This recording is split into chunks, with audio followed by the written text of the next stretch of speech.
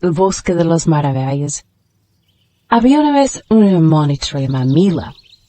Vivía en un bosque vibrante, que recibía estar.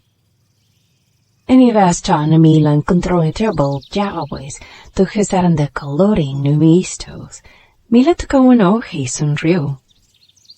De repente el árbol emitió una melodía suave. Mila se llenó de emoción.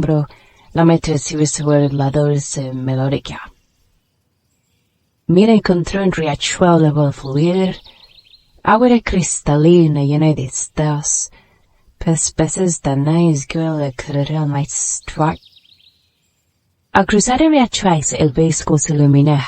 Luce de un árbol que se quema con su luz, donde me llevan estas profundas, pensó Mila. Mila que creo con flores lavan sus propios al viento suave. Cada flor tenía un nombre undergate. Más adentro en la papá de sus volaba.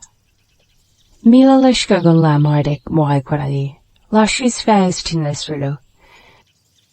Cada discurso a mi mente a shis brand. Los olores todo mágicos. Mila sabía que este bosque era un lugar especial.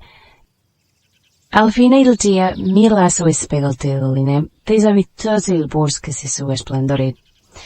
Era vuelta para vías que abría la tierra. Mila regresó a casa con una sonrisa, cristas, esquina, ligados alto y no de alegría.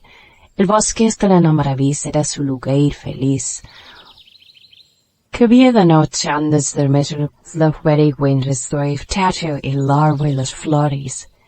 Y con este recuerdo, soñaba sóganos.